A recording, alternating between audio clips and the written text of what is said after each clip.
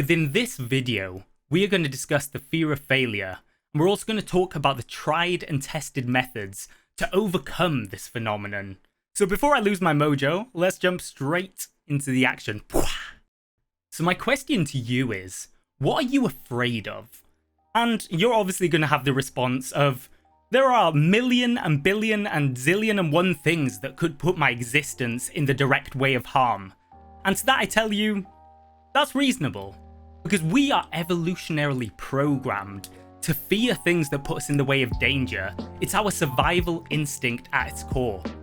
But what if fear was hindering your progress and perhaps stopping you entirely from being able to achieve or pursue your dreams and your aspirations? Well, apparently this fear of failure, it's an actual psychological phenomenon that's listed within the DSM, which is also known as the Diagnostic Statistical Manual of Mental, I haven't got any more fingers, disorders, otherwise known as a tickophobia, perhaps a tychophobia, or even TikTok phobia in this day and age. In layman's terms, that's also known as the fear of failure. So I would like you to comment down below if you've ever been in a situation or a scenario whereby you've got an exam to study for the next day, or maybe you need to write a CV for what could potentially be your dream job. But rather than take any action at all, what you do instead is procrastinate and ruminate over a cute cat compilation. We've all been there, cats are pretty cute, you could sit there for hours. But anyway, I'm running off topic. Be honest, I'm not here to pass any judgment, for Father, I have also sinned.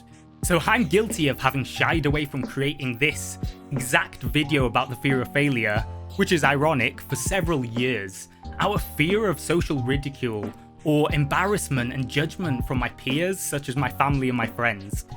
So given that we now have knowledge about what fear of failure is, it's only natural to delve deeper into the why. So before I go any further, let me introduce you my good friend, the ego. So he might seem really self-confident, and he can talk the talk and walk the walk, but secretly within his own mind palace, he dwells in pessimism, he's risk-averse, and he's afraid of taking any action due to the danger or the harm that it might cause him. Now before you all draw your pitchforks, just hold off for 1 second, hear me out. It may not be entirely this little guy's fault, because there are several factors that contribute and attribute to this fear of failure. So as children, authoritative figures, they instill this idea within us that there's a right and there's a wrong. After having several iterations of being told to avoid doing certain behaviours, we internalise this, and rather than take any action, we hesitate and start to seek validation from our peers and from our elders. As our brains develop, we subconsciously inherit this fear-based mindset, which then becomes our default before committing to any tasks. So another factor that influences our fear of failure is perfectionism. So as individuals, unless we're able to attain our perfect vision of perfection, what we would rather do is not release that footage at all, or not release that content, or not do that thing, because we know deep down, unless it's perfect, that it's a lesser embodiment of the work that we've envisioned. So once a high standard has been set, anything below that, anything subpar to that, is deemed to be a failure. So we actually exclude any form of effort that we've put into that work. We devalue it, it means nothing anymore to us. So a third contributor to our fear of failure is actually the thing that we strive for, success. So everybody likes a bite of the cherry, everybody would like a little bit of that success, but for some, they become so absorbed by their past glories and the success that they've achieved that they get trapped within this bubble, this unbreakable bubble, and eventually the linings of the walls of this bubble become enveloped in fear. So unfortunately, the longer that they sit within this bubble, the more they start to actually lose sight of the importance and the role that negative experiences play on the road to success. At this point, self-doubt is creeping in, and you might be asking yourself, if the fear is omnipresent and all-consuming, am I destined to fail? So to rally your spirits, I would like to remind you that Thomas Edison's, yes, the Thomas Edison's teachers told him that he was too stupid to learn anything, which is ironic because he then went on to become the teacher by creating invention after invention. So my hat's off to you, Tommy boy. I would like to thank you for this professional grade camera and this amazing lighting that I'm able to have in my videos at this time. So how do we actually overcome this fear of failure? So step 1 is to try and identify the source of this fear. So given what we've just discussed and the potential causes at hand, I would like you to analyze each and every one of those and see which one of them resonates the most with you. So I'd like you to take the backseat role, or maybe like an observer's role of a family member or a friend, and I would like you to identify any triggers and jot down any experiences and life events that could have onset this feeling of fear.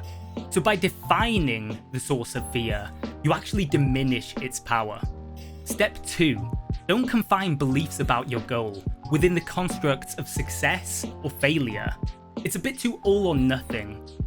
Obviously, I'd like you to be specific about what you want to achieve, but try and combine that with the sense of an opportunity to learn something new. So here's the deal. It's good to fail early and to fail fast. It's only normal that the more creative that you are, the more chance that you're going to introduce greater risks by being more creative. So the ultimate goal is to persuade your ego that the spoils of war were worth fighting for, whether that's win or lose. So this provides the ego a platform to revel in its success, or even to show off those cool battle scars from failing. So the third step, and one that is often used within cognitive behavioral therapy, is to replace the negative thoughts with positive mental scripts. So this can be accomplished by identifying negative self-talk early and trying to replace that with the positive value that you're bringing to a scenario or to that particular situation. Next up, as humans, we tend to be irrational and to catastrophize situations without analyzing all possible outcomes. In the grand scheme of things, how bad is the worst case scenario in your life? Because the chances are, just like success, failure is fleeting, it's only a temporary feeling, and you'll be able to overcome it and start another task. Disclaimer, if it's going to lead to death, to debt, or potentially to prison, then yeah, you may want to take a step back and perhaps not do that thing. No. Lastly, and it goes for saying that you should always have a backup plan, because not only does this inspire confidence in you being able to take risks and gamble more on your plan A, but if for any reason it doesn't go so well and you don't get the desired outcomes, you've always got a plan B, you've always got something to fall on and to rely on. The next time you fail, I want you to dust yourself off like Rocky Balboa, and I want you to ask yourself, what did I learn? How can I grow from this? And what were the positive experiences of having taken on this task? So to close up shop, I would like you to remember that fear is a healthy response to danger, that failing is the first step towards self-actualization, and that perfection is subjective, and only you hold the key to your true potential. Thank you for watching. Peace!